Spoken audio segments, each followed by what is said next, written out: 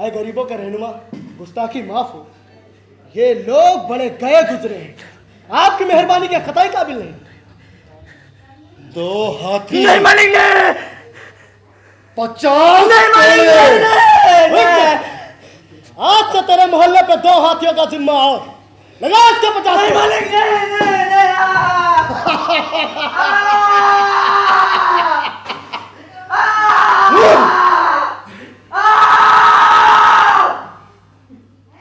और धर्म कर्म का कारोबार ठीक चल रहा है? एकदम शानदार। फील खाने के हाथियों की ही तरह पंडितों, मुल्लाओं, महंतों और जोगियों के खान पान और भोग आराम का जिम्मा भी हमने अलग अलग मोहल्लों पे रख रखा है। किसी को कोई कष्ट नहीं हुजूर। बहुत अच्छे, बहुत अच्छा। वो उसके हाथ में क्या है? ये एक नालायक छोकर की खोपड़ी है मालिक। इसने बड़ा भारी जुर्म किया है। हुजूर की सवारी जिस रास्ते होकर आगे जाने वाली थी, ये उसकी मिट्टी गीली कर रहा था।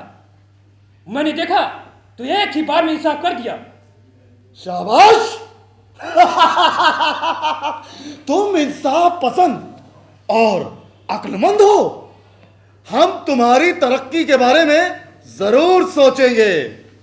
आपके पालतू कभी आए अफलावे आलम? ठीक है, अब जरा हम आराम फरमाते हैं। मैं काशी का कवि शिरोमणि और आप हमारे स्वामी, समस्त कोतवालों के कोतवाल। बंधु, हमारी उपमा भी तुम्हारी तरह लगती है। हमारे कोतवाल जी तो सर्वशक्तिमान है।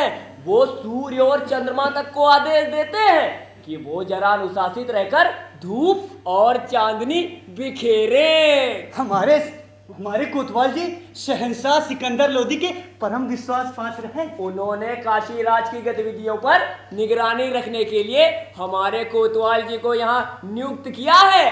कोतवाल जी हिमालय है, हिंद महासागर है, बड़े बड़े गायक इनकी कीर्ति गाते हैं, और वादक पांव दबाते हैं, और नर्तक तलवे सहलाते हैं, और चित्रकार इनकी मूंछों का कलात्मक चित्रण करते हैं, और कवि उनसे नानावादी के पुरस्कार पाते हैं। भागत ससुरा, अब हमें नींद आ रही है।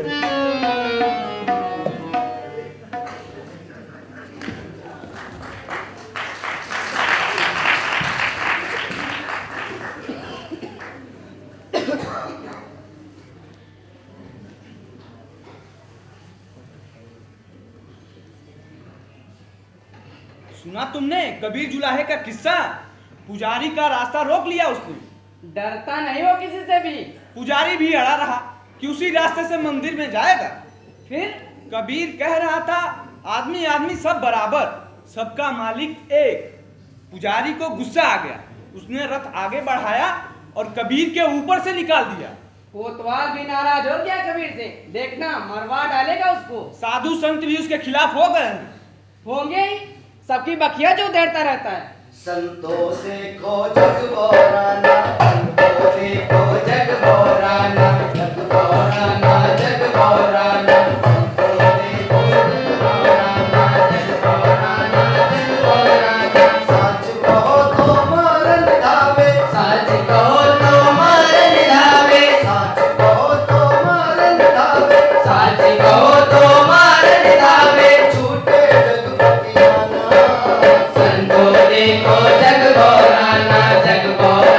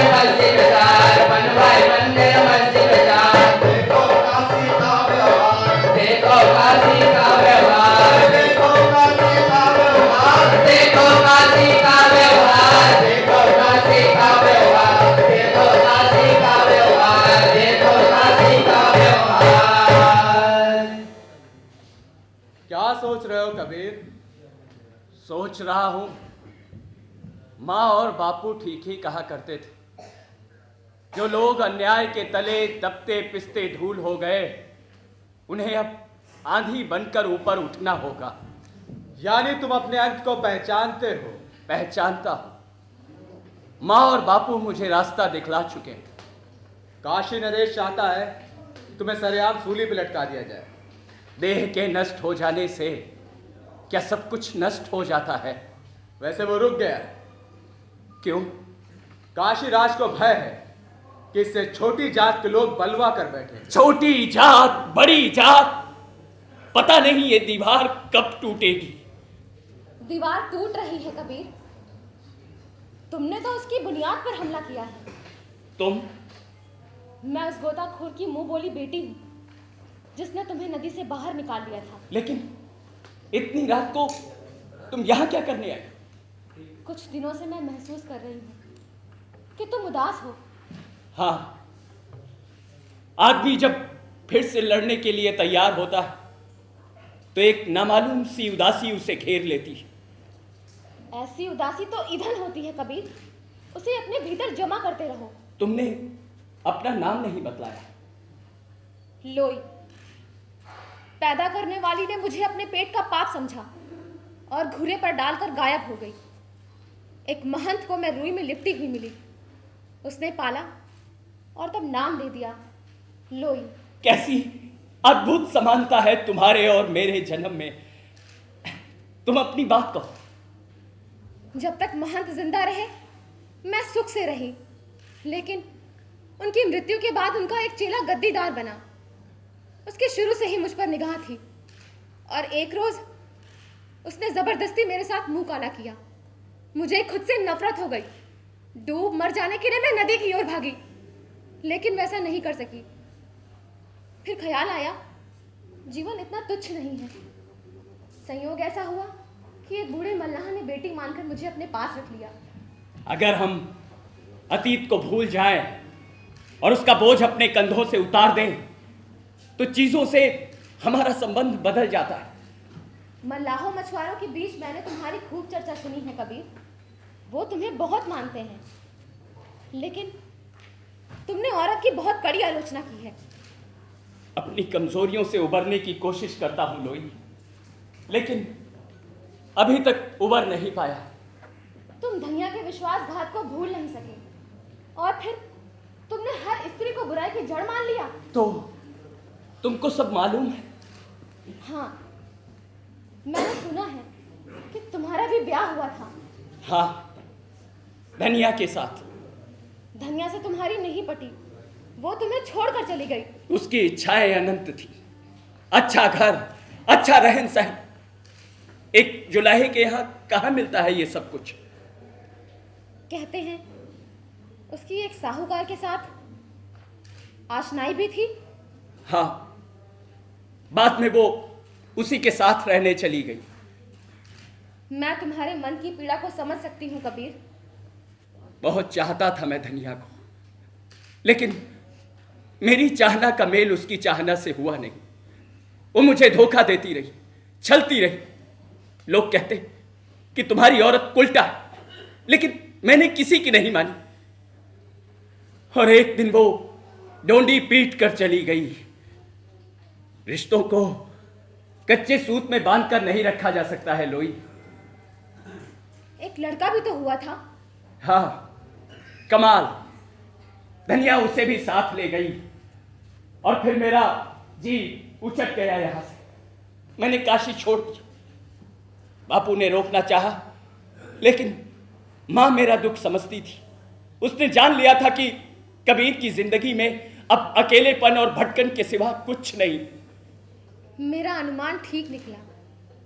हर ऊंचाई के मूल में कोई गहरी पीड़ा दबी होती है।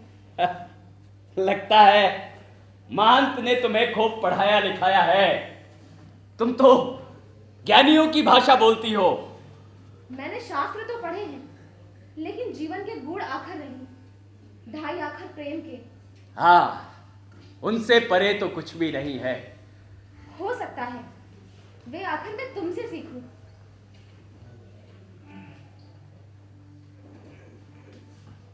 सिखलाओगे?